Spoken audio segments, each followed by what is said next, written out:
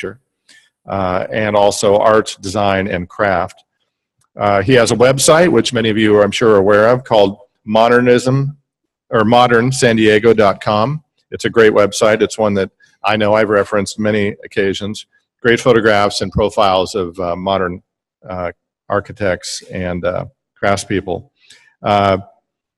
Mr. York has achieved accolades from the San Diego city officials, preservationists, architects, journalists, and students.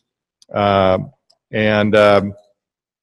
he did a restoration of a Craig Elwood, his only design in San Diego, the Bobberts House, which is a 1953-55 residence. So next on our panel is Rob Quigley. Rob, many of you know, is one of San Diego's most prominent architects. He has garnered more than 60 design awards from the American Institute of Architects. In 2005, he was awarded the AIA California Council Maybeck Award, which is the equivalent of the gold medal, a national medal for design.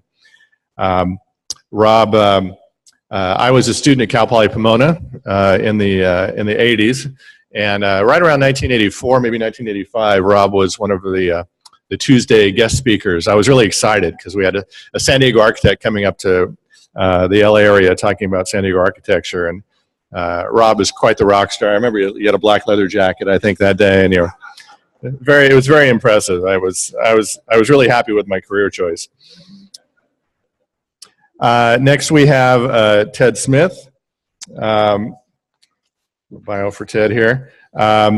Ted is with Smith & Others Architects, and they are an alternative practice that was founded in 1973.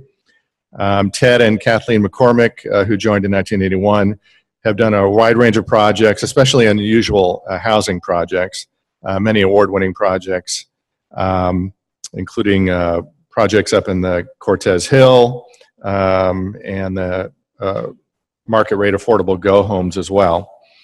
Next we have Hal Sadler, and Hal is one of our, is listed as a master architect in the city of San Diego, and some of his buildings have been designated as well. He's been working in San Diego. He graduated from Arizona State University School of Architecture in 1952, and then he proceeded on to USC, where he earned his master's degree. He originally worked in Los Angeles, and then also was under the influence of A. Quincy Jones, another master architect. He later collaborated with Thomas Tucker and Ed Bennett, and the three went on to create Tucker Sadler and Bennett Architects, later Tucker Sadler. And there are quite a few significant buildings in San Diego associated with Mr. Sadler. So with that, I want to pass it over to Keith for the discussion. Thank you, David. Am I on? That work? There we go. So this is an interesting panel for me, and I hope for yourselves as well. We've got a really interesting mix of people up here. Those people, I'm not very interesting. And I wanted to start laying some groundwork for what we're going to talk about in this session. I think it's been fairly widely acknowledged, and many thanks to Alan for setting the stage for talking about the various branches and family trees and styles and everything under the sun when it comes to sort of post-war Southern California. I really enjoyed the earlier session because I think we're gonna take that and kind of magnify it because we have three practitioners here. Often, just to riff off something that Alan said, often people ask me what my favorite buildings are, and then I want to start talking about favorite buildings, and then these guys have not seen the slides I put together, so we're going to have them say thumbs up, thumbs down. I have a memory. I got loaded in that building. Something's going to happen in their memory, and they're going to just throw it out there. But my sort of thing and how I've come to be here today was a conversation that Hal may not even remember, which is I made an appointment with him in this very building because I was curious about what USC trained architects after the war were thinking, and when they came to San Diego, how that thinking created a variety of buildings. This is this little teeny building that when I met how part of the office was still functioning in the building, and it reminded me more of sort of Ed Killingsworth and some of his colleagues in the LA area at the time, and how I kind of want to draw you in. What was your training like, and how did that kind of come about when you moved to San Diego? What was all that interesting work you did in the academic setting? How was it explored when you finally moved to San Diego? Well, boy, that's a long time ago. The fortunate deal was to arrive in LA, and I think at a time when architecture was changing, certainly in Los Angeles. ETSI was one of the early spots, certainly in California, where we were beginning to look at architecture and et cetera. An interesting deal had been that the World War II had come to a conclusion, and about the time that I arrived at ETSI, all these guys were coming back and to school. It was a no-nonsense kind of a attitude. They wanted to get an education, and they wanted to get out and get with it. With that attitude, they brought a lot of people out of Los Angeles who were architects who wanted to get involved. It was led by the previous speaker's discussion about leadership and et cetera, and that they looked to people like Pereira, first of all, who was head of the fifth-year design portion, and Quincy was there, probably 7 or 8 of the major leadership. Certainly one with my interest and excitement was Cal Straub, who was a wonderful architect and a leader in that kind of early design, even picking up a lot of the stuff that was here. And I think that nurtured a group that left and made major changes in Southern California, many of them under the leadership of people that were at ETSI.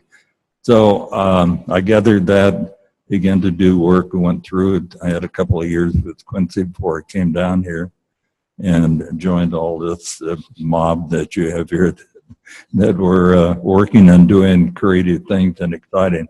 Lloyd Rock was the leader with much of the work that was done locally, and I think we all picked up on that and began to go forward.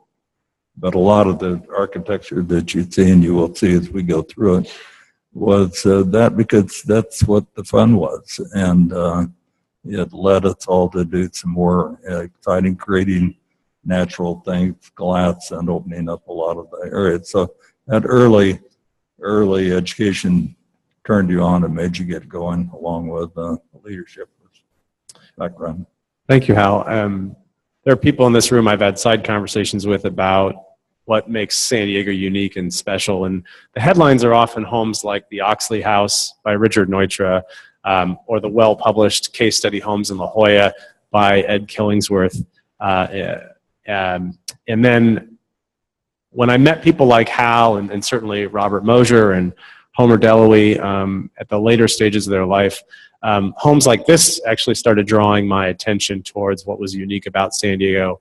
People like Fred Liebhardt that had studied with Frank Lloyd Wright that came here and sort of deposited their skill sets and their way of interpreting architecture and setting it in appropriate settings for San Diego. Meeting people like Gene Weston who kind of riffed off sort of some Polynesian themes, and Fred Liebhardt, supplanted the Wrightian hexagon into their buildings. But this breeziness, right, this openness, how the weather, the small town, the beach colonies, not just La Jolla, how are those kinds of things affecting your work and your clients in those early years after the war? I think the wonderful thing about San Diego is it offers the opportunity to do the kinds of buildings that you're discussing. you couldn't do all that in Phoenix, that's for sure, where I came from. And the heat and the other things would limit some of the kind of architecture by great leaps and bounds to what we have here. And so the natural elements led to doing the kind of work that you see on the panel and on the photographs. So the climate is a major influence, and I think all of us would praise our wonderful forefathers who worked with us and let us be involved in this kind of thing. I think, and I want to get to Ted and Rob in a minute, because I know there's some of you that understand sort of what UC San Diego itself has done as sort of a laboratory for regional architecture.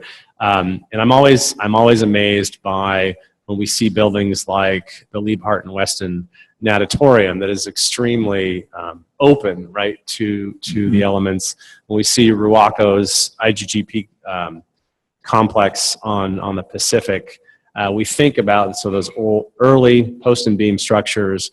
But then, Rob, Ted, you're kind of in the earliest part of your career, and what we end up seeing a lot more of at university campuses is concrete.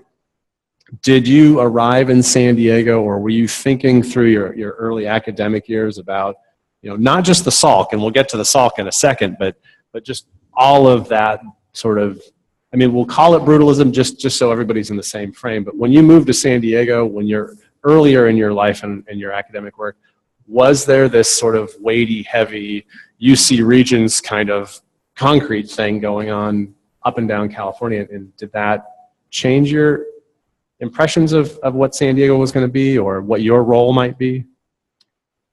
Well, actually not. I am an East Coast kid. Not a Navy kid, but I came from the University of Virginia. And, we just gotten off the circuit with Robert Venturi lectures and all of this. So the Vietnam War was going on, and there was a whole lot of reasons why we weren't paying attention. And in fact, by the end of college, I wasn't sure what I wanted to do other than maybe leave the United States. And so I was just stopping in to say goodbye to my mom and dad on the way to New Zealand. And my dad says, well, why don't you go down and interview with this architect downtown? So I go down, and it's Hal. And I'm going, damn, he's a good architect. And then I was introduced to the beautiful case study office, which we saw earlier, where I worked for a few years, 3 years in my apprenticeship. And I ended up staying, and it was just like San Diego became this wonderful place. And here I'm 40, 50 years later, here I'm still here. And the intention then was to basically disavow all of our fathers in those days. Everything that our fathers were doing was horrible. But you'll have to understand what 1968, 67 was like. We didn't care. We didn't care for modernism, primarily because we felt that it was a false promise, mostly. And so it was very, very low in my opinion. In fact, when I came out, I remember I thought the only thing cool was Charles Moore diagonal siding and super graphics. And so I would see the beautiful case study stuff, and it was funny. It was like we were hearing earlier from Alan. There's a period when that architecture was not revered. And that in the early 70s was certainly a period when case study architecture was not revered. But I remember going, wow, this stuff is really great. And so I was influenced by it once I got here. The concrete work, was it existing here? Oh, really? I don't know. I don't think of it. Yeah. Rob, do you have a sense of that kind of, I'm working through a transition from Hal's early career to when Rob and Ted start really digging in locally. I don't think the concrete wasn't anything that at least I focused on. Okay. We were just trying to get houses built with really tiny budgets, and concrete was just not an accessible material for us other than pouring foundation. So we're much more interested in the lighter work. I do want to tell you a short story, though, about Hal's office. Careful. The physical office that you showed here at the beginning, since Ted brought it up. In 1970, I had just moved to San Diego. And 2 blocks away from Hal's office, I was involved in a horrible accident. automobile accident. Like somebody T-boned me in one of those transitions where there aren't stop signs. Hit my car so hard, he spun me through the intersection up onto the lawn of the house next to it. So I went to the doctor, but I was okay. But anyway, I was on my way to interview with Hal Sadler for a job, for my first job. And to this day, Hal swears that he did not send anyone out.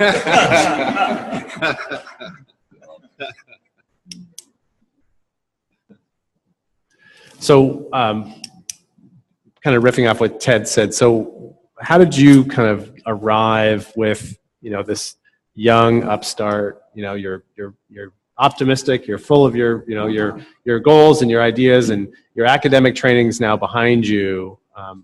How does that transition work from young man thinking about his future to actually digging in and I think we'll all have very different stories. Yeah. Mine is that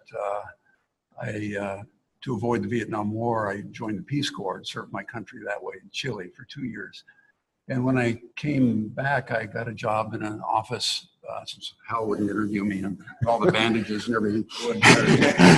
So I did find a job eventually in a firm downtown. And what I realized was that I was being indoctrinated into a negativity within the profession. And I was very vulnerable, having spent 2 years on the edge of the Atacama Desert, just thinking about architecture, but not really participating. And in the back room, in the drafting room there, where I was the most junior member, the chat was, we could do good work if it weren't for the building codes that are so onerous. Or we could do good work if we just had a reasonable budget to do the job right. Or we could do better work if we had a better client. And you hear this day in and day out. And, I realized I was going to start believing that if I stayed. So I actually quit, had a couple little small remodels and houses to do. And eventually, I never actually went back and worked for another office. Ted, were you reacting to the times as well in a similar fashion that Rob was? I mean, not just architecture, but sort of the whole cultural milieu. First of all, San Diego was such an opportunity because you could buy lots at the beach for $5,000 and put up a $30,000 house. And everything was, when I started practicing after the 3 years, and I went to El Salvador and then came back. And actually, I should tell this story too, because I had $300 when I came back. And I said, I know what. Tom Tucker had always disliked the way I dressed at the office. And so I said, I'm going to take my last $300. I'm going to go buy a suit and go back and see if I get my job back.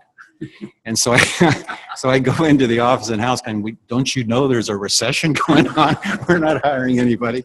And so I said, I just spent my last $300. What am I supposed to do? So anyway, so that was kind of the, when I came back, and then things kind of turned around. It would have been like 1975 by then. And all of a sudden, my dad, who was at Miramar Naval Air Station, was hooked up with a lot of Navy pilots, and a guy named Andy Nelson, who now heads Willis Allen Real Estate, would do a deal where he would just say, pilot, you shouldn't rent a house, you should build a house, and I've got a cheap architect who'll do it for you. And I remember I would just draw these houses for Navy pilots, and it was just easy. It's like, wow, this is sure easy to have a practice. And I just started doing a lot of single family houses really quickly in the late 70s. And of course, things were so easy. I mean, it was so easy. The work was easy. You could get a building permit in 2 weeks. I remember being so outraged that it was now going to take 4 weeks because of the Coastal Commission. And it was just like easy. Everything was easy. The fees were easy. The thing was fast. The whole process was easy. The battle wasn't so bad. I hadn't really noticed things being that way when I was at Howe's office because we were doing a lot of work, and it was all kind of medical office buildings and condominiums, shopping centers. And so it felt like, well, this is just the business of architecture. And I knew it wasn't quite the same as the idealistic work that maybe we saw in the office building and in house. But it was still like the teaching of what architecture really was. And it's like what Rob is saying, you did see all the backroom chatter about, you know, if we could only have had, or we could have done whatever. But I didn't really see it that way. I just saw it as basically, well, this is really educational. Look at, this is what the real practice is, and look at how good these things can still be that would come out of the office. So it was more or less what was going on is my brother was surfing every morning. I was getting up. Initially, when I lived with my dad out at Miramar Naval Air Station, I'd get up in the morning and I'd head downtown to go work at House. And on the way out, I would pass all the pilots coming into Miramar. They were going to go off and fight wars, fly F-14s, and do exciting things. And I was going to go downtown and work on a mansard roof on a Safeway store. And so I was always kind of going like, did I make the right career choice? These guys were strapping themselves in F-14s and going, boom. And so I was driving downtown and they were coming onto the base. And I remember being a little disillusioned about my career choice, not from the sense of the architecture or what I was learning, but from just the sense of, is this a good career choice? And then my brother's surfing every day and I'm going downtown to work, and he's off to El Salvador. And so I didn't know it at the time. I thought I was, oh, I know the other interesting story is that about 12 architects got registered the same month. They all worked for Howe and Tom Tucker.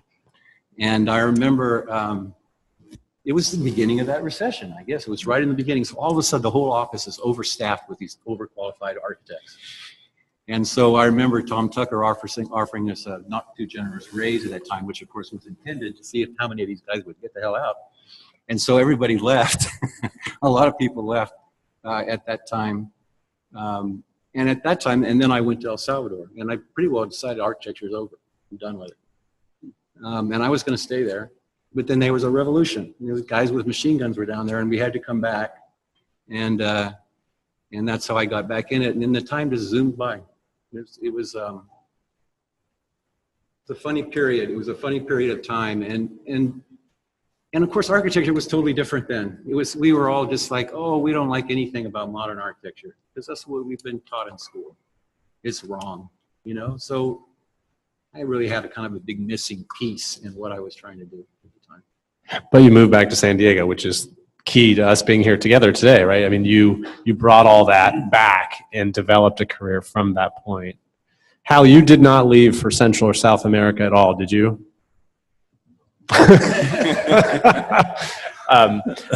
Back to you, Hal. I wanted to think out loud with you about buildings like Geisel Library that obviously become heavily photographed, almost iconic in their placement in our community. And you're running this office, and this guy comes down, Pereira comes down from LA and builds this wonderful structure. I mean, it is a wonderful structure, as well as Kahn's Salk Institute, right? So how does that affect your sort of mining the turf with the folks at Safeway, right? The folks at Price Club, some of the clients you had here locally, and then these large scale, again, back to concrete, just because I'm a fetishist, right? Just like, you know, the concrete thing and buildings like this, how do those reflect on your office? Yeah, we didn't do, Pereira did, of course, the library at UCSD, which has always been heavily reviewed and et cetera. I kind of think that architecture is, for me and for us, I got into the thing as a kid. I could draw well, enjoyed it. And so as the days went on and years, and I graduated up and went to Arizona State. It was a small college in those days. It's grown now to be huge, but it was a slow process of getting through. And I could draw well, loved the design, and kind of just fell into it. From Arizona State, it was just beginning, was not accredited early. And so we did not have all the wonderful instructors and et cetera. USC was a whole different world when I got out of Arizona State. Fortunately, there were good instructors and others who were there and said, you can't quit, and you certainly need more than what you have. You need to think about going on. And my Dad and Mom were split. It was a matter of making enough money and getting stuff and getting over there. Mary and I, my wife, talked about it a lot and agreed that we would try USC and were accepted, and it would take an additional 3 years, not 4. But way too much, you know, kind of think, what am I doing? But with her help, she worked, I worked, and got through and received, of course, the degree and worked. Quincy asked me to work at his office, which was a joy, a lot of fun. He was a great guy, talented, as you have seen on the documents earlier today. But it led, and I found that the practice required, and one of the things, Frank Hope, first of all, who you've heard the name, and I thought he might be here today, but Frank had seen to me all the work in the city in those early days. And if I were ever going to get anywhere, everything in town, Frank Sr. got the work. And I had to get involved in the community. I found that I liked that, and it wasn't too long before I was on a ton of boards and everything else, too many of them. But it did affect my ability to get work. And fortunately, with Tom Tucker, he was an inside guy. He loved contract documents. He couldn't get a job in that sense of being out in the community.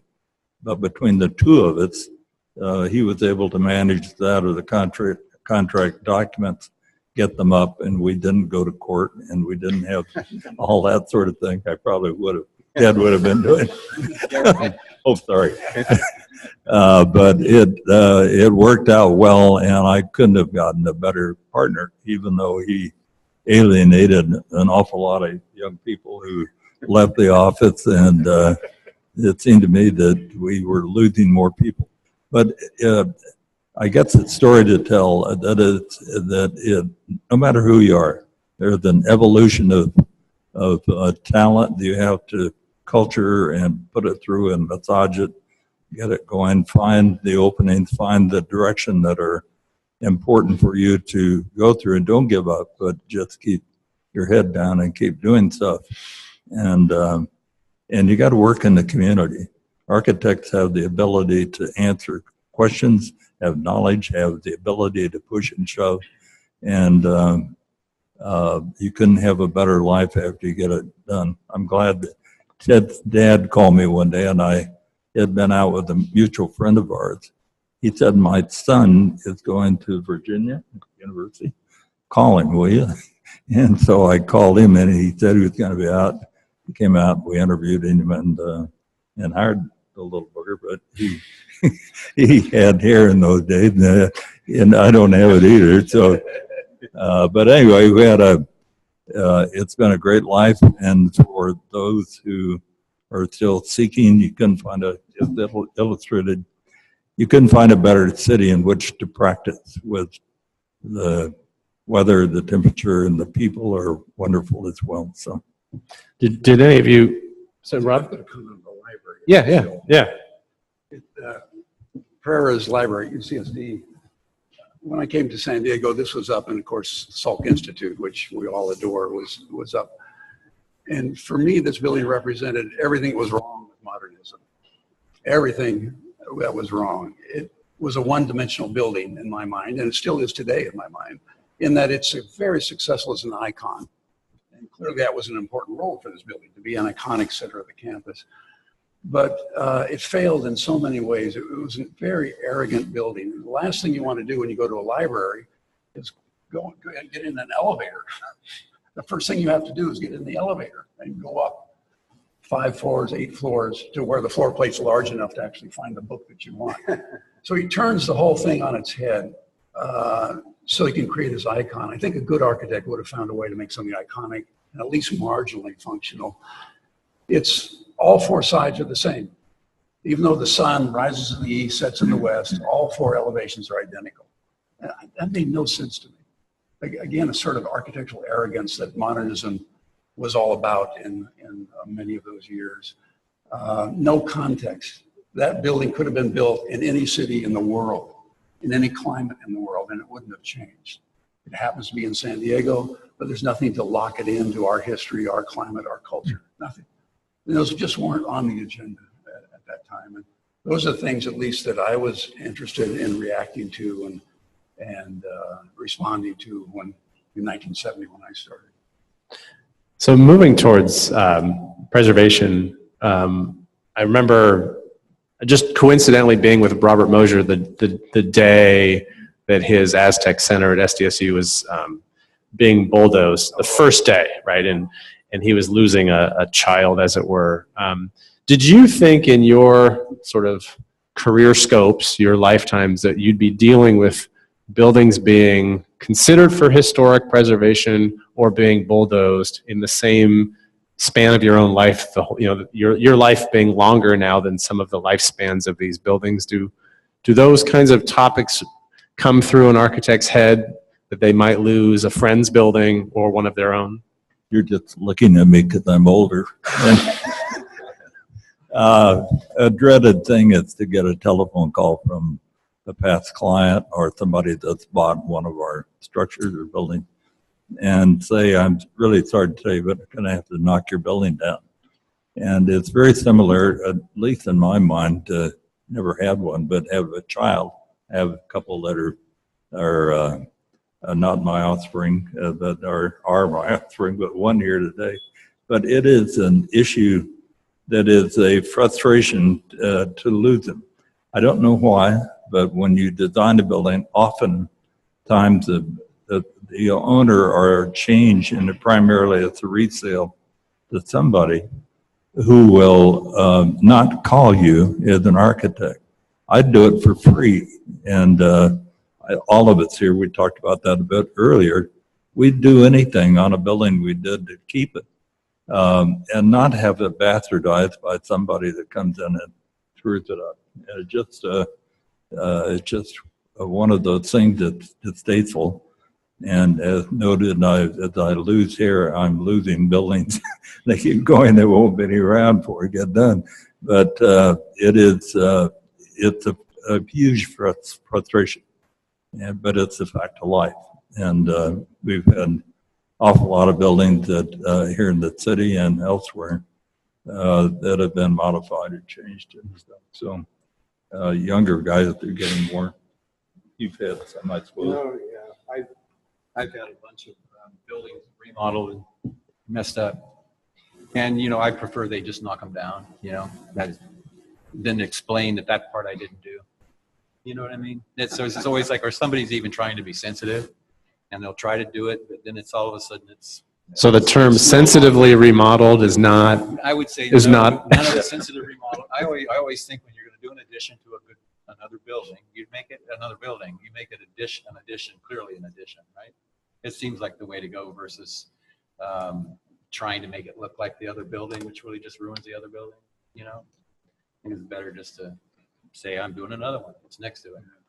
But the other thing is the regionalism that Rob and the environmentalism, the whole business of where the sun is and all that stuff was hugely influential to me at the time in the beginning.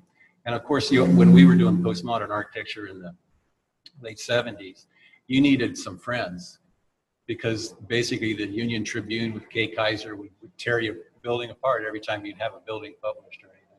And so we had a cadre of friends. It was Rob, myself, Tom Grondona, and for a little while, Randy Darwin. And so it was just like, and we were all by ourselves and we were supporting ourselves. And the center of the San Diego scene at that point was Rob's office. He'd throw these parties and there would be that kind of camaraderie that you would need to have to actually try to practice in a kind of a hostile environment. When we were doing postmodern in the beginning, I think it was a hostile environment. We'd get judges from across the country to come do the awards, but the local press would always hate us.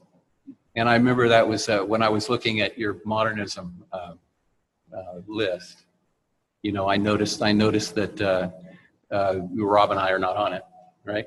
And so I'm sitting there kind of go, okay, well that's either a good thing or a bad thing, and I think it's generally a bad thing. But I kind of go like that either means we're at the beginning of something else, or whatever. But I'm kind of going no. Because I look at other people on the list and I go, it gets down to the whole decision of what is modernism, right? And just like really great people who are more like other kinds of architects altogether. Jim Hubble, a great architect, doing a wonderful thing. He's not a modernist, for crying out loud, but he's again on the list, along with Bader Kay, who comes out of Gwathmey Siegel. It's postmodernism, and you know, Ken Kellogg.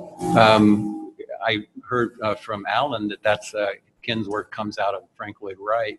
But I'd never really thought of that. I always thought it was just completely original and just completely like, and everything that wasn't modern. I mean, if the case study house is about lightness of material, efficiency, those kinds of clear, simple ideas, Ken's work is completely the opposite. And of course, I always thought it was wonderful. We'd go out and see the new houses getting built, and he'd be burying a giant piece of wood in the dirt so that it would bend a certain way. And everything was absolutely contrary to anything that had to do with modernism, in my mind. Clarity, simplicity, efficiency. It was, you know, these are big, expensive, difficult. Let's figure out the hardest freaking way we can ever make a building, and let's do it that way. And they would be wonderful, right? But they were influential, but you know, in an opposite way. I would be going like, well, no, I'm going to. And so it kind of pushed me back to modernism. We would call it postmodernist, but I'm going no, simple, efficient. You know, not. Really a reaction. So I always look at this period where we're going postmodernism was a reaction. And I go, it was just this little blip of a time when people were too upset that the reference was Greek. And of course, postmodernism, the reference quickly became Macintosh, and the reference then quickly became Neutra, and it quickly became, so I mean, the postmodernism reference immediately became modernism again, right? And so that's all the architecture that you see out there today is modernism, but I always think of it as it's recreated modernism. It's not modernism because it wasn't done in 1948, 1950, 65. It was done like my favorite building that was been saved recently is an Art Deco piece that was done in 1985. You know, and I just kind of go, what? It's Art Deco, maybe, but was saved. And you kind of go, it's irrelevant in time. It had nothing to do with its era. It's just a pastiche bit of bad style, you know, but we'll save it. It's like a Victorian building. Let's save it no matter what. So this idea of what is modernism and what are we going to try to save, to me is actually really difficult. And I really appreciate Alan breaking modernism into a bunch of different, because that's what it is. And you can honestly say that modernism was the beginning, but I don't think it ever stopped. I mean, it's all the same now, right? Just slightly different references. Other than that, it's the same principles. I don't think that any of us were thinking about style in those days, and I don't think about style today. I mean, it's the last thing I'm thinking about when I'm trying to design a building. You're just trying to solve problems and trying to respond to the opportunities at hand. I think any good architect approaches it that way. What was mentioned about the hostile environment was really true, though, in those 80s. If one of our buildings won an award and got mentioned in the paper, we would actually get hate mail from other architects in town. It was really, it was sort of alarming and remarkable. All we're trying to do is do a nice building, you know. So it was an interesting era. One of the controversies in preservations are certainly large stadiums that Alan alluded to earlier. Our own San Diego Stadium that I grew up going to early Padres games with my dad at. It was once a U, right? And the breeze would come in and the sun, I was never there early enough in the morning, but I assumed the sun would rise from most of the seats in the stadium. And then it was completely enclosed. And now there's been questions for 5-10 years about its lifespan and its future. Do you, as San Diegans, respond to something like, should the stadium be saved? Should it be further remodeled? Do those kinds of things enter into your consciousness? Maybe not even as an architect, but just as as a member of the civic society here, like, what should we do with such a big work? Well, I would say right off the bat, the San Diego Stadium should be saved. It's one of our very best pieces of architecture. I mean, it's really up there in the upper group. And the fact that it doesn't have sky booths is solvable. You know, the whole story that was pressed by the Chargers that it's not savable, it's a complete piece of junk, is just political baloney. It's a very good building. It's concrete. It'll last for a long, long, long time. And they're going to knock it down and build another stadium? What? It seats 60,000 people. I would be happy to take the end off and make it a U again, you know, because that would bring it back to where, again, maybe it'd be the right size for San Diego State then too. It doesn't have to hit a Super Bowl number. So taking off the end of it, I think, would be great. But of course that should be saved. And the fact that the developers can't take that giant parking lot with the building in the middle of it and figure out a way to do their new urbanism there just blows my mind. I go, how can't you do that? It's not hard at all. It's this perfect thing in the middle. And it's made out of concrete. I understand, you know, there's leaks or something. Well, so all modern buildings have leaks, right? They should have. Yeah. No, I agree that it's a wholly political issue. It's not an architectural issue. It's one of our best buildings, one of our finest buildings, one of the best stadiums of that era built in the entire United States. And we're thinking of tearing it down. We have so little history we're saving compared to many cities. I think it would be criminal to take that down. And that's one reason that we fought the downtown stadium with so much effort, is to help keep that, extend the possibility that that stadium might be preserved. Hal, did you ever think of the Sempra San Diego Gas and Electric building downtown as, I mean, it was one of those early tall buildings that everyone could see for miles. Did that thought ever cross your mind that that building should be part of a preservation issue, or should it be added onto, remodeled, which is seemingly what the path is at the moment? Have you ever thought about buildings like that, that first generation of skyscrapers downtown, of which you played a role in as well? Well, it was done by Wheeler. I was gone by then. And we had done First National Bank and Bank of America and some other things. But it is a good building, and it could be utilized again better than most. We've been trying over the years. They talked about going back and zoning the downtown area. The worst building, I shouldn't say it's the worst, but certainly pretty close to it, it's the courts building that is now going to be torn down. I mean, we've always referred to it as the longest building. It occupies 3 city blocks of land, and et cetera. It is not efficient at all, and they've completed now the county courts building that is the Knights building Skidmore did, simple and et cetera. But I think this building could be utilized, City Hall, other things that could be done. So I can't remember the young man who did the building. He's gone now, but he worked for Dick Wheeler at the time on the thing. So. On the road to this session today, we had a number of conference calls, and there were a couple buildings that continued to come up as, oh, we've got to touch on those 2 buildings, right? So there's the Fine Arts Gallery, which it stood apart and it broke some traditions in Balboa Park, as well as the Timken Museum, which certainly broke tradition from the park. And on our conference calls, there was a lot of chatter about how we feel about those 2 buildings and the role they play and what that means in preservation, because contextually now you're talking about the overlay of how people interpret what Balboa Park should be. Do any of you have any thoughts about Balboa Park and specifically maybe these 2 buildings? Well, first of all, I would separate those 2 buildings in the mind, because the Mosier building is, again, one of the very best buildings in the city. Those columns, and Leland, right? Yeah. The column top. But I mean, that building, and I don't know if you guys got Panama 66, but that is one of the best building in the park, clearly. It got hidden behind the arches. But it's a fantastic building that is also regional. And it fits in Balboa Park as a piece of modernism that I think is wonderful, the way it was contextual with those, the way that modern top column capital was created. It just recalls the Moorish influences of the park. And you go, it's an incredibly good building, and the detailing is amazing. Every little piece of that building is perfect. And I remember Hal, when I was working there, pointing out that Bob Mosier was a contemporary and very much admired. And at one point, I actually went over and tried to get a job at Bob Mosher's. And When did you do that? I did it right after I had designed this really stupid shopping center for Hal down in San Ysidro.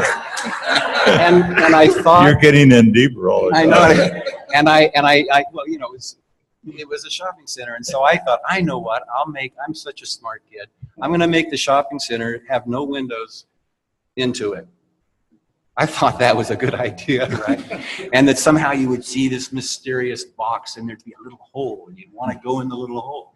Well, of course, as a retail idea, that's the most ridiculous thing in the world.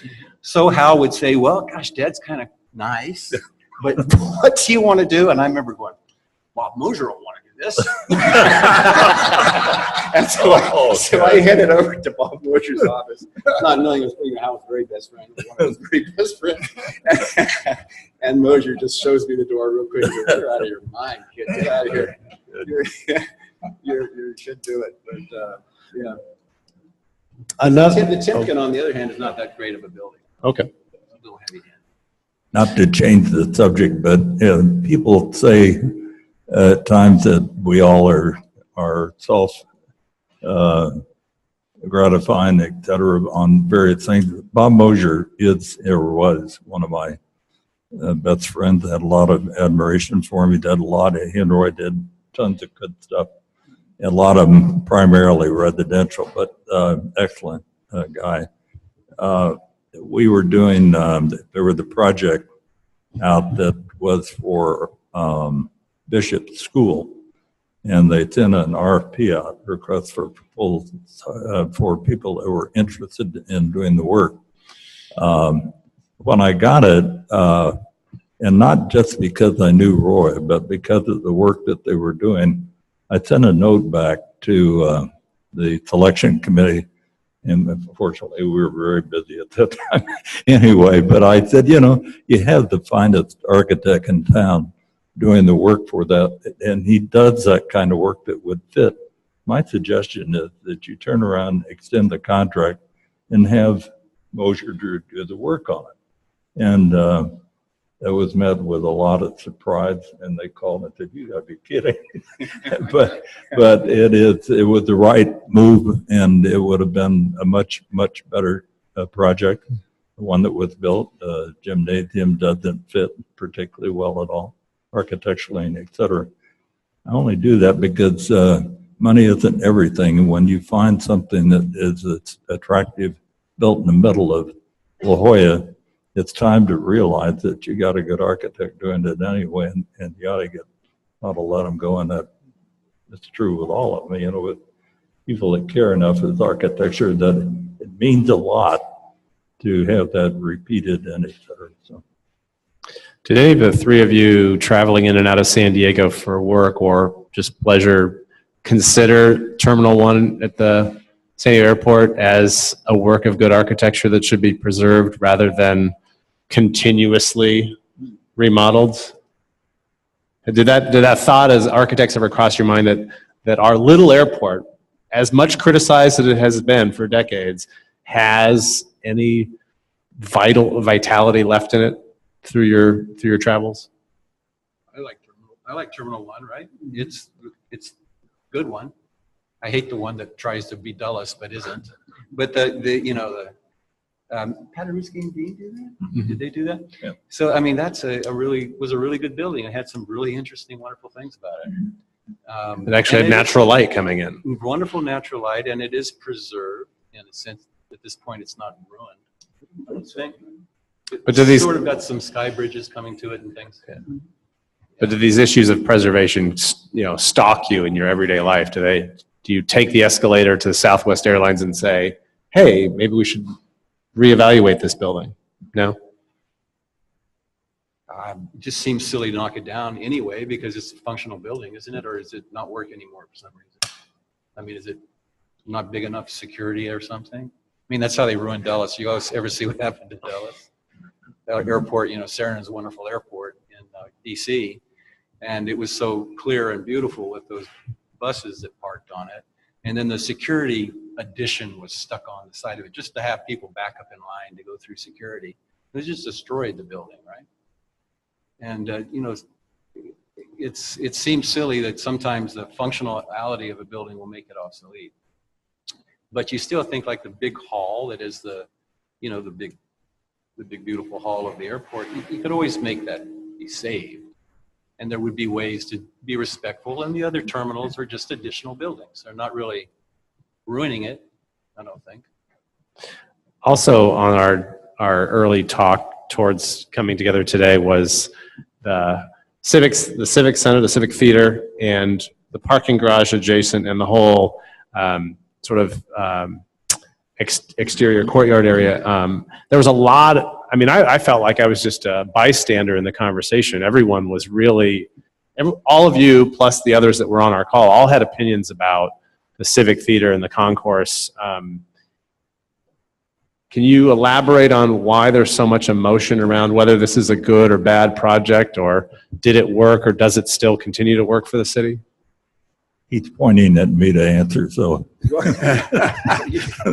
that's because we did the exhibit hall and the parking garage. It's kind of the lower end of the wonderful buildings that were built. I think it was a catastrophe. The project had 4 or 5 different groups of architects doing different work. Had the theater, had the parking garage, had the exhibit hall, had the convention, they called part of it. It was selected and had a master planning architect, and who was from the old school, and that it didn't really have a creative imagination about what needed to be done. And it was very difficult for I lived through all that with the different groups, and we had continuous meetings going on. And some of the distasteful arguments, etc. And I think it's difficult. New York had a tough time when they did their theater and all the other things that were back there, and it was in spades here because of the different structures. Everybody wanted their own piece of it, wanted it to look like theirs. So there was no ability for people to join together and make the thing work. If you had somebody like, I think, Mosier or whatever, in lieu of some of the others, it's probably been a different deal. But it was really difficult. And my advice after that was never go into a joint.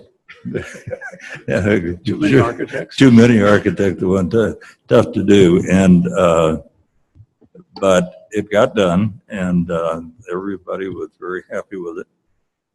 The parking garage was interesting because it was built and designed at a time when people had begun to look at parking in a whole different light. We asked for people out of Detroit who were a guy named Devlin, who be brought in, and instead of doing just one, we put 2 different garages that went together, so every other layer, so you didn't drive through 1,000 cars, you drove through 500, and floated ramps and the big speeding deal that carried you out. It was interesting because the skaters loved the central ramp, and they went down the parking deal, which was the 3% grade, and the major circular ramp at the exit was a 3% at one setup on the ramps and a 10% at the central deal. So you could speed your way out of it.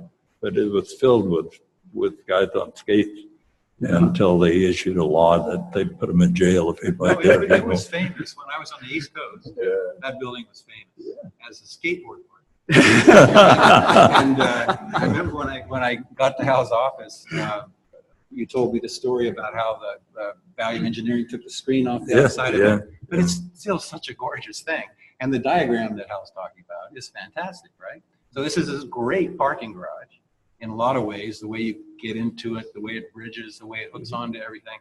was, I guess, being really close to the whole complex, you might have a different opinion about it, but I think it's been a really working place. It's been very nice, and you know, the garage is great, Golden Hall, and then you know, it's a Lloyd Rocco building, then the theater. Or is Theater, it? Yeah. Rocco. Not really though.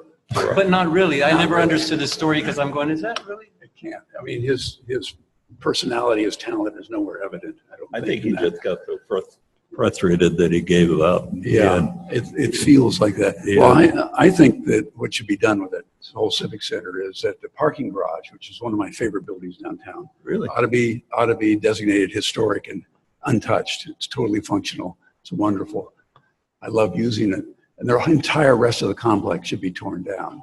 There is, I mean, I think we all have to acknowledge that just because it was built a long time ago doesn't mean it should be saved. And it's an urban planning disaster. It's offensive to the rest of downtown. They created a courtyard that was meant not to be used, you know, putting it in the center with a high-rise shading the thing so it never gets sun. It's not visible from the streets. It internalizes all the civic energy and dissipates it. Never feeds downtown like it should, like a good civic building Other than should. that, it's really. Other than that, it's really worth saving. I think one of the thrusts I want to kind of pick up on before we close and open it up for questions in about 10 or 15 minutes is some of the unique projects around our county that might call for unique preservation challenges. And I just picked a couple, so you can certainly say, those are the worst ones, Keith, why did you put those up? But the next few slides are going to just, I want to evoke some ideas or thoughts, not just with the panel, but all of you, which is not should they or should they not, but how and if would they be preserved. I don't know if you've ever been to Black's Beach. No, I've been And down seen- the thing. It's wonderful. Yeah. So Oh, I've gone down the vernacular. It's freaky, but it's a wonderful little building. And I would imagine, you know, the fact that it's built on the beach. You know, I look at piers and whatnot and go like, What if the Coastal Commission was around and we never had any piers? What if we never had this, which you would never be able to build today?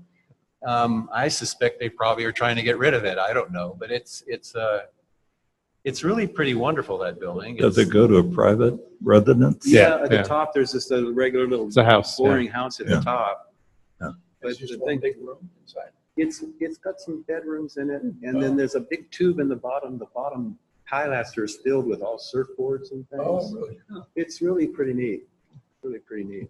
And then certainly, Diane, who I don't think is with us, wanted to make sure we touched on Jim Hubbell's Santa Isabel compound as a unique preservation topic, right? His buildings and or buildings of this era and this style.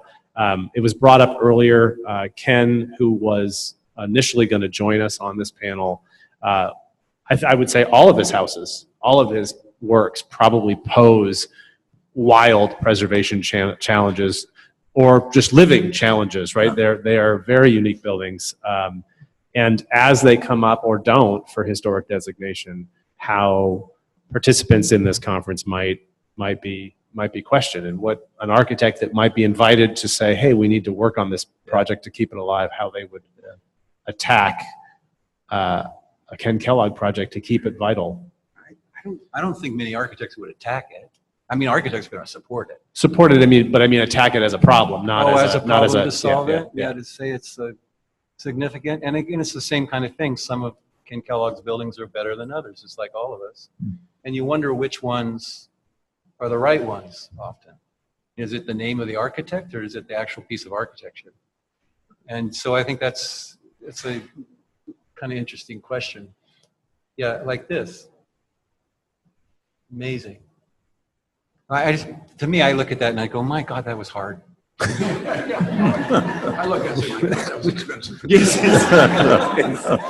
Well, perhaps, Ted, you can address some of your own work being so simple.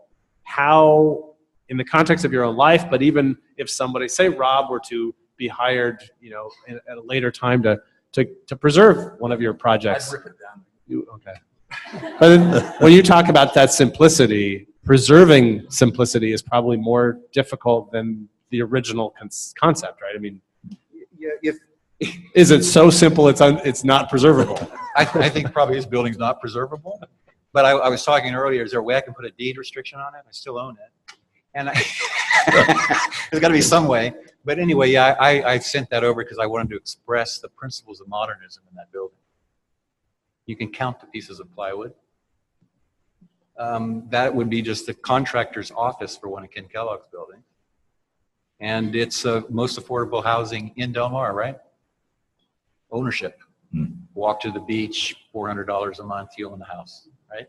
So to me, this deals with a whole lot of issues that are not about style and probably are not about preservation, and they're going to preserve a building that I think has had some impact on what small spaces are and what small housing spaces are. But I was kind of arguing that it is a modernist building.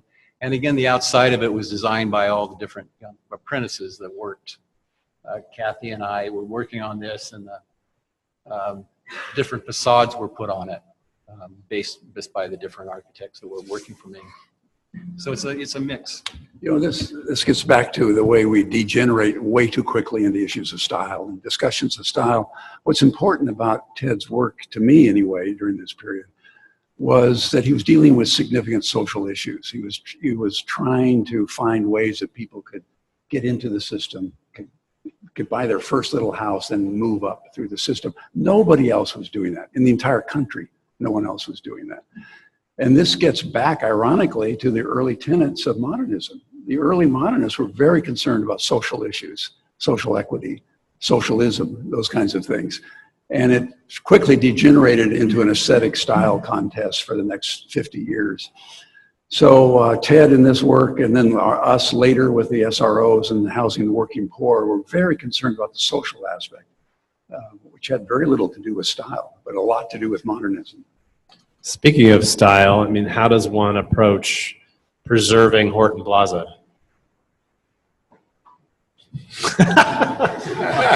Wow. Okay. I mean, so we already lost one of the anchors, right? They already tore down one of the anchors, and now Nordstrom's empty too. So they're going to tear that down. What are they going to do with that?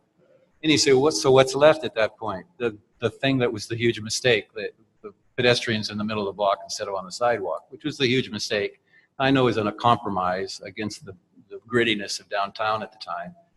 But the building from a historic standpoint has less to do with, to me, with the postmodernism than it does with the urban renewal. And as a significant first step to bring San Diego back to life, this building was an incredible success. And now it's a failed shopping center like so many shopping centers are. And how in the world will they ever save a failed shopping center like this? You know, what would you do? How could you do it? You know, maybe you take the 3 anchor tenants and you put housing towers there and then try to have some little village effect there or something. I don't know. It's hard to be a developer and think, how in the world would you ever get any value out of that thing now that it's a failure, right? So it's not just the work itself, right? It's how to keep it preserved. But really, right? the most significant part is what you're photographing here is that central courtyard. I can remember just after this was built, there were wonderful parties there because it was the only civic area large enough and secure enough to have a gathering of that size. But I can imagine that you somehow save, in a very literal way, this interior core. The rest of it's just warehouses. Department stores are just warehouses, and that could all be transformed into any other kind of use or housing or whatever. There was a interesting story that someone told me about when they originally did it. It was done by another architect here in town. And Hahn was the owner, right, at that time. And, but it was a pretty basic, full covered roof on it. The courtyard didn't really exist. Yeah, and stuff. It was just a simple shopping center. And Gary, who did that? Jurdy? Jurdy. Yeah. Jurdy left and went on a vacation, went to Europe, and walked around and et cetera, came back and talked to Han, and he canned the other architect. They took the roof off and design, opened the whole thing up, creating that interior courtyard. Yeah. And it was quite a story. You know, it was the whole history. Unfortunate for the first, but for the city, it worked out to be a tremendous area between us. But Well, I knew in Jurdy, I remember him talking about on his original design, he had a large pedestrian entrance to the east, going over to 4th Avenue, yeah, which would have changed everything, really would have opened it up to the city, and Han nixed that because he was too worried about security. But that was really unfortunate. I know Yeah. Jurdy was very upset. yeah, interesting building. Though. I know private residences become contentious for owners, neighbors, preservationists, certainly city and county municipal staffs to save residences. When I think about Ted talking about simplicity, Rob, sometimes I don't see that in your work. And does that pose its own preservation challenges with so many material palette decisions and so many little angles to things? It's not as simple as Ted's facade. So how does that become better or worse or more difficult or less for preservation? You know, at that age, you don't think about preservation of your buildings at all. But we were actually very focused on one of the limitations of modernism, which is most of the buildings that are modernist icons, or even those that aren't, cannot be added onto. They're complete works unto themselves. And how do you add onto it? And that's a lot of what the discussion has been. So we were actually trying to do buildings that were not complete so that they could be added onto, because you know that's going to happen sooner or later.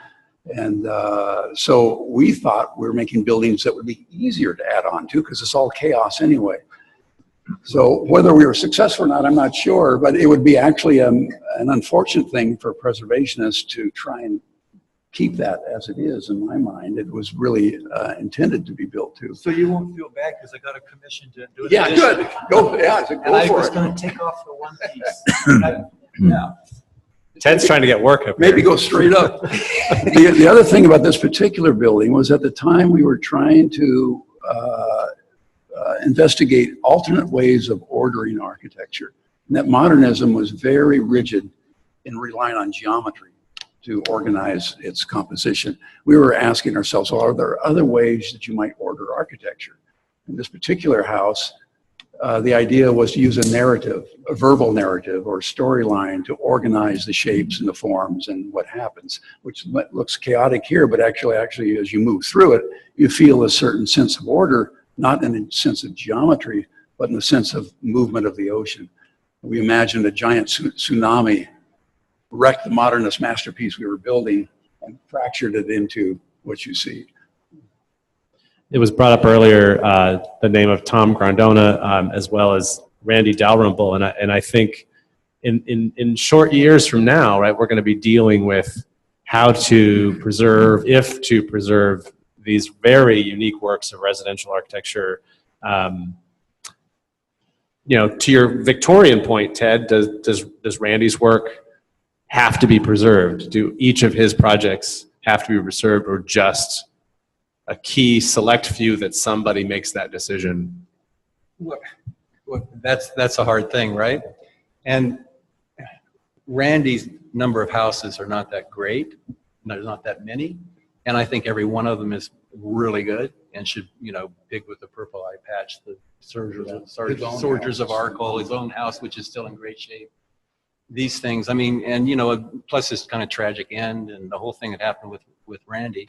Then again, they, you know, with Papa, they did a number of other buildings that maybe are not Randy at all. They're kind of different, and they were more straight ahead revivalism in the sense of the Escondido Civic Center building, which is a beautiful building. But then again, it's not this, right? Yeah. I suspect the Escondido Civic Center is so loved because, again, we used to say as postmodernists, wow, look, the public likes our buildings now, right? And so I think that building will be around for a long time in Escondido. I suspect these have got a tough future, these buildings. because they're so quirky. They're quirky, and someone's going to buy them at some point and unquirk them. Yeah. Ruin them, you know? I want to close on a couple of buildings that were not mentioned in our conference calls leading up to today, which is Robert Venturi and Denise Scott Brown's remodel of MCSD. You know, thumbs up, thumbs down. Do we preserve it? Do we not? Obviously, MCSD as an entity is going to remodel at its own pace, but here's a postmodernist masterpiece changing a modernist masterpiece. And so what is that path, that narrative in preservation? Can we even stop anywhere in this progress? Well, there's a perfect example of a history of buildings. The Mosier building's mostly gone. The Gill building dug up from the past. You know, the Venturi kind of thingy thing that you don't know where it's old and new anymore. I'm not a real fan of the Venturi edition, but so that's a very funny overlay of things, isn't it? The Mosier building was pretty wonderful. The courtyard out in front of it where all the gatherings used to be was so wonderful. And the row of beautiful trees that were all taken out and everything, because Venturi comes to California, he thinks, well, palm trees, right? And it had these gorgeous trees on that street. And I just always look at it and go like, go back to Philadelphia, right? I think to me, Venturi's importance is as a theorist. He hasn't done many buildings that I like anyway, and I don't like this one either. I would be for tearing it down, and maybe that's what's happening with the new edition. I haven't followed that. I'll leave you with just a couple thoughts before we open up to questions. How do we contextualize and understand Jonathan Siegel's earliest work? As prominent as a tour de force as he is at present, are his earliest works going to be a preservation topic? People like Wallace Cunningham, who are not trained and licensed as architects, is their work to be preserved or dealt with the same hand as municipalities that deal with code and historic review? Works like Michael Graves, to your point, right? When someone comes from elsewhere and they deposit their style here, is it something as San Diegans we want to preserve? And my last image today, before we just open up for questions, is a building that, has caused so many opinions that while it might not need preservation at the moment, it creates another dialogue, right? Which is why, who, when, where, how much would it cost? Should we? And that's because we just don't have enough time to tackle all the questions we would have liked to tackle today. And we wanted to open it up to questions. Okay, a reminder, I'll have Ginger pass this around, but we have 2 mics in the room, and there are some online people, so there are some questions online, but I'll wait for those until we address what's in the room.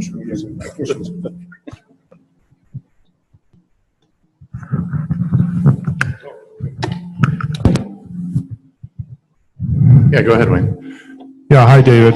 Whoa, it's kind of loud. Wayne Donaldson.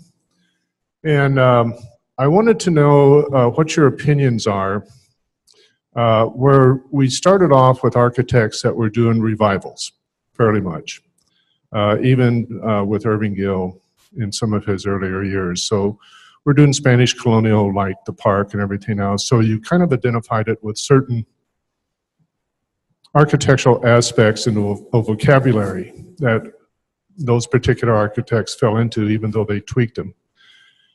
And then we came to the architect as artist, where we weren't identifying these buildings as styles, but we're identifying them as a Quigley or a Wright or whatever, so that when the name associated with the architecture is art, you sort of had an image in your head of what that architecture would be.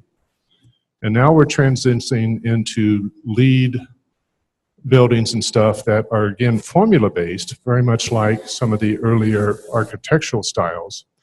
And you can look at a lot of LEED buildings, but it's very difficult to see who the architect was on that particular LEED building.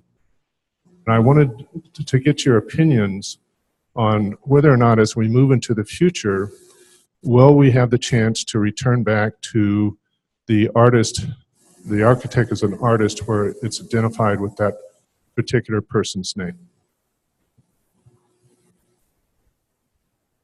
That was a hard question. Sure. Well, that's a question about practice in general, yeah. And one of the sad things is all the large firms in San Diego, and now not from San Diego. The firms are getting bigger and bigger every day. So the people that are doing the buildings, you don't know who they are. There's a lot of people that you never hear of. So I think it's kind of a comment. Is there anything left of the single practitioner? And I've spent a lot of time the last 10 years trying to create a space for that kind of individual. In the the Masters of Real Estate Development program I chair, that trying to teach, be an independent. It's ridiculous. This is the world of giant corporations, but you can still be that single practitioner if you own the project.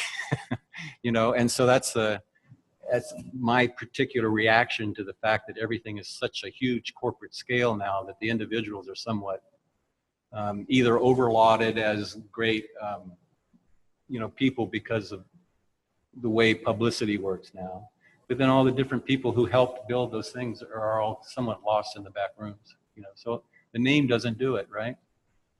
The name shouldn't mean too much as far as deciding what's a good piece of building to save or not. I think you can pretty well take every individual building, as you've done, Wayne, and basically go, is this a good one or not a good one? Is this worth fighting for or not? And as long as there's people that are making those choices and willing to make those fights, I mean, you got to pick your fight, because there's a million fights too, right? I'm almost more interested to hear what you would say, about that. So much of how a building gets built is outside of the architect's control. The client is absolutely key. Every great building has had a great client. And even Kahn's building La Jolla would have been very, very different if Salk hadn't told him to junk the design at the 11th hour and start over.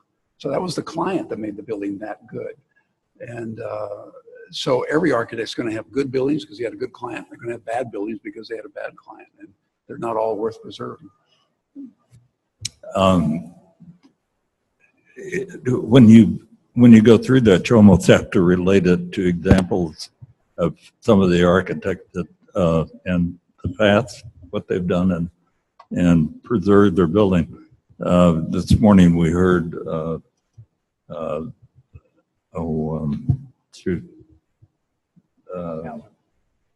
knowing a great deal about prayer, sorry. And that's an example to me about he was strong enough that he ended up carrying his style all the way through on big buildings. And normally that doesn't happen in many of the offices. There are multiple people that are involved. There are designers that work within an office that have a certain direction. And but the smaller firms, whether Quincy or somebody else, they would have kept the design, and you knew that it was his project when they were through. And I think that'll probably continue. I don't think that stops. But the really, really big projects, and prayer was probably the epitome of doing that in San Francisco and other locations that made a big difference. I don't have a question, but I have a story that I recall Rob Quigley telling. I mentioned the 1984 lecture at Cal Poly Pomona when we talk about the reaction to modernism and the fact that you were very much interested in not following that path and reacting to modernism. And it was a story you told about the composition of a beach house you were designing. And since it was in San Diego, you wanted it to be outdoor circulation and the rooms being individual kind of volumes. And how you had come up with the arrangement of the buildings, as I recall, you built a model out of wood blocks and you brought it out to the beach and you let the waves hit it. And the waves arranged it in certain ways, and you took photos and you found the one that you liked the arrangement best. But it was a very California way of thinking about composing a building, letting nature kind of take part and incorporating the outdoor circulation element to it. And I don't know if I'm remembering that correctly, but that was a story that really stuck with me. that was a story that stuck with me. Is it's the antithesis of what modernists were doing, where it was all very intellectual and stick to the grid and think of it in a very practical way. This was a way to have a little more freedom to it and a little more flexibility, I guess, of the design. We have another question here. Hi, I want to follow up with the point that was made towards the end and kind of ask in an explicit way. Do you think that preservation has the capacity or the moral obligation to be preserving spaces that maintain like social equity and affordability? So given the climate of, kind of growing inequality and how expensive cities are to live, should we be preserving these maybe more mundane residential spaces as well as, the commercial and kind of iconic civil spaces that we've looked at today? So does preservation have the capacity to do that, or maybe the moral responsibility to do that?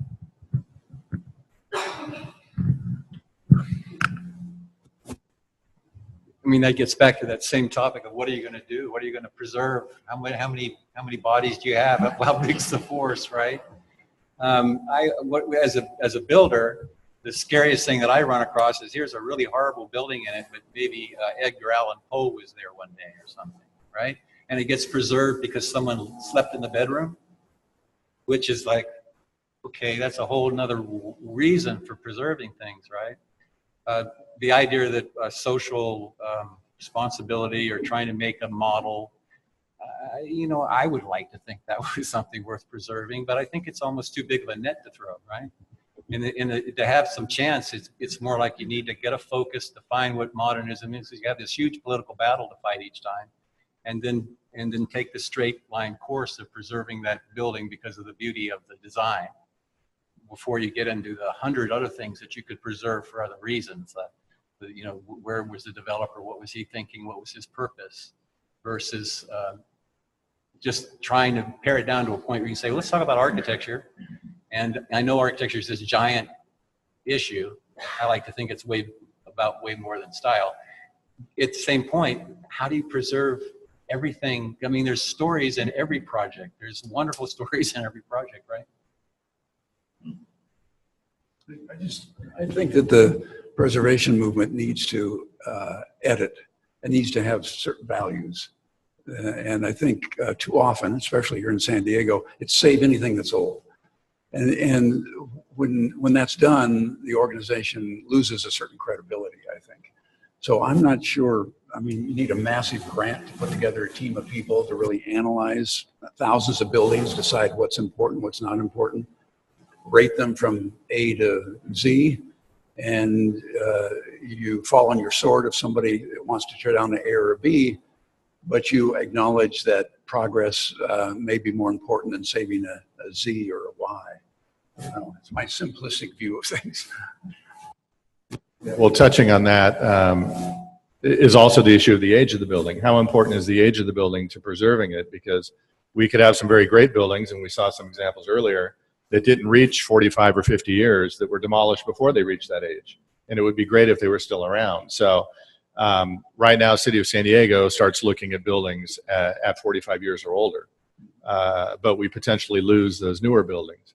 Do any of you react to, what do you think? If it's a great building, it's great from day one, and it should be considered for landmark, if not historic, maybe landmark designation earlier than 45 years? Or do you think that 45 years is an important threshold, that if it's lasted that long, that's the time it should receive consideration for saving it? I think the 45 years are totally an arbitrary number. That if a building is great and a building is good, it's good from day one, and it ought to be at least tracked for future preservation. Have another question? Yeah, this is mostly for Rob, with a little bit of Hal thrown in on top of it. I want to give it a little bit in context first. And for Rob, this is sort of a flashback, maybe 30 some odd years ago, when Mary Halpern was hired to come down and change Horton Plaza Park. and with his normal urban design development. And as you know, we're sort of on opposite sides at that time in terms of preserving it. But about 3 years before Larry passed away, we met up at Sea Ranch and went out to do some watercolors. And he turned to me and he said, "That was a mistake. I should have never touched that park," especially associated with Gil and Kate Sessions. And a question to you, and then I wanted to just give another question to Hal, because I think you can interchange it a little bit, is do you, and this addresses the more social conscience that we have. In other words, you know, what was our social attitudes at that time towards our heritage? Do you feel that your position back then is still valid? And if so, why? And then for Hal, in Bob Mosier's later years, he became a preservationist when he saw his buildings being greatly altered, especially ones in La Jolla where the ground floor space was greatly altered and stuff. But the biggest part is where a person had purchased one of his houses in La Jolla and wanted to demolish it. And he then went ahead and put it on the National Register to try to protect it. And in doing so, the person that was going to buy the house was so educated to that point, he decided he's not going to demolish, he's going to sell it as it is and buy another lot in La Jolla somewhere to build his house.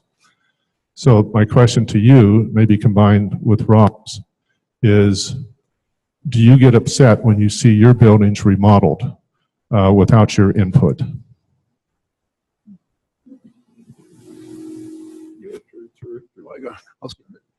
I've actually had some of my buildings remodeled that made them better.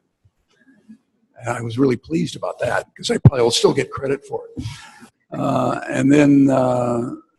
But more often we've had buildings that have been destroyed by well-meaning people. Most recently, the SRO, the first SRO that we did, Baltic Inn downtown, which is the first modern SRO in the United States. And it's been turned into a boutique hotel, and everything we did has been papered over and destroyed. The original building's still inside there, but it's just been trivialized in a way that I can't even drive by it. So I've had both sides of the experience. Bob's gone, so he can't answer anymore, but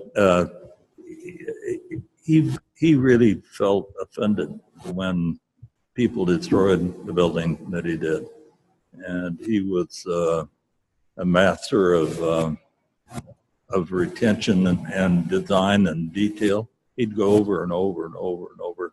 Anybody worked with him, that he just couldn't bear the thought that they were going to do anything that would be out of conflict. So I don't know. From my standpoint, I'm kind of like Rob. I think you can go back and you can make it better, and more power to them. But it's, as I said earlier, it's when you have a building, it's very much like having what I assume having a baby is like. And you cut the arm off that you worked so hard to do. It's hard to imagine changing something with it, but it happens, and it's not, you know, as soon as one is gone, it doesn't hurt anymore, I guess. But he was Bob cared a lot about things, and he was very offended about the work on the La Jolla Museum of Art. Big deal. That doesn't answer your question much, but rambling. Okay, we have one final question before our lunch break.